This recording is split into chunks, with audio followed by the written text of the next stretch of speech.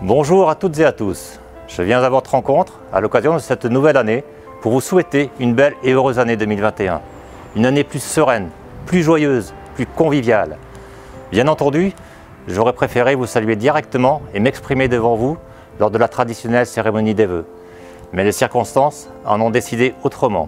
2020 aura été une année singulière pour nous tous, difficile pour beaucoup, particulièrement éprouvante pour certains.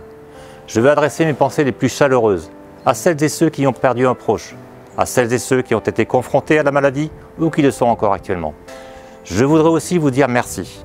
Votre sens de la responsabilité a permis de limiter les impacts de cette crise sanitaire. Nous avons su rester solidaires et bienveillants vis-à-vis des personnes fragiles.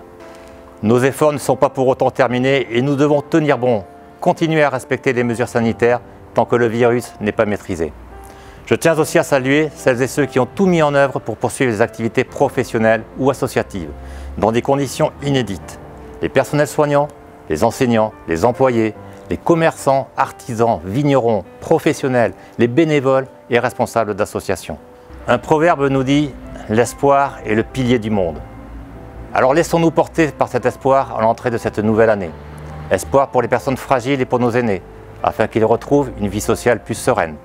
Espoir pour les professionnels et les salariés les plus durement impactés par le confinement, afin que leur établissement puisse rouvrir au plus tôt. Espoir pour nos jeunes, pour qu'ils retrouvent de l'enthousiasme, de l'énergie pour entreprendre et de la confiance en l'avenir. En 2021, l'équipe municipale va poursuivre son action avec réalisme et détermination. En voici un aperçu. Bonjour à toutes et à tous, je me présente donc Anthony Boucher, adjoint en charge des finances et des affaires générales. Suite à notre élection donc en mars dernier, je peux vous confirmer après 6 mois d'exercice que la commune a une situation financière saine et maîtrisée. Cependant, il faudra rester vigilant avec les incertitudes liées à cette crise sanitaire et les conséquences que nous ne connaissons sans doute encore pas. En revanche, la bonne situation de votre commune nous permettra d'engager des projets structurants, des investissements, des entretiens afin d'améliorer le quotidien des Gorgeoises et des Gorgeois. Merci pour votre écoute. Bonjour, je suis Séverine Protois-Menu, adjointe enfance jeunesse, affaires scolaires et culture.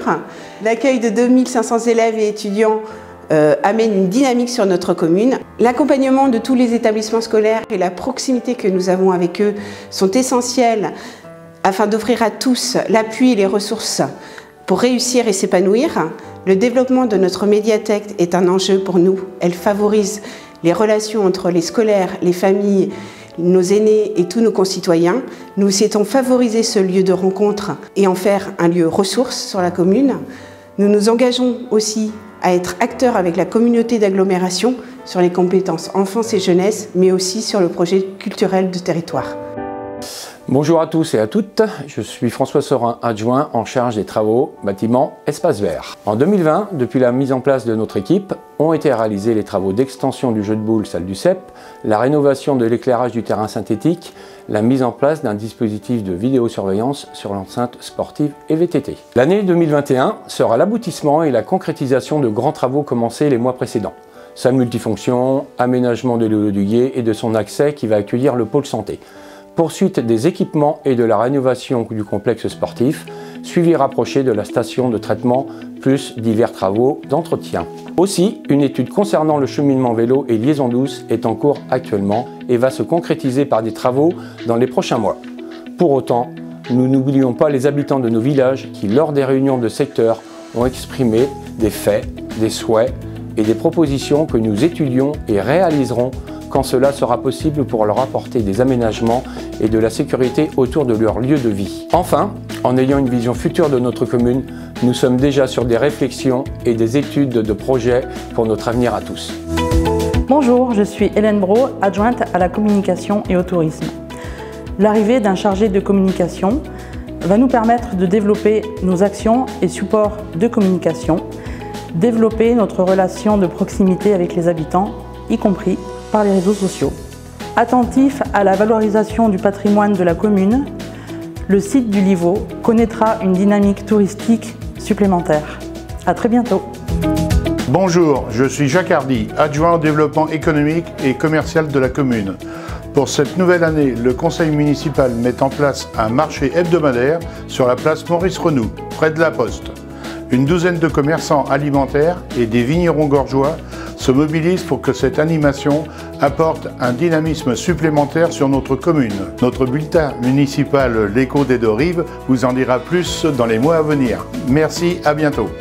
Bonjour, je suis Michèle Brosset, adjointe aux affaires sociales et vice-présidente du CCAS.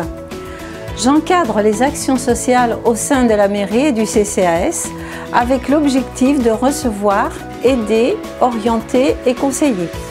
Cette année, nous allons réaliser une analyse des besoins sociaux. En fonction des souhaits et des attentes des familles, cela nous permettra de mettre en place des nouveaux services comme nous l'avons fait en 2016 pour les seniors.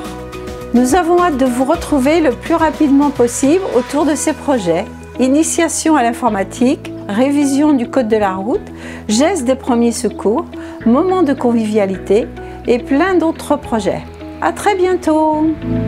Bonjour, je suis Raymonde No, adjointe chargée de la vie associative et de la citoyenneté et du conseil municipal des enfants.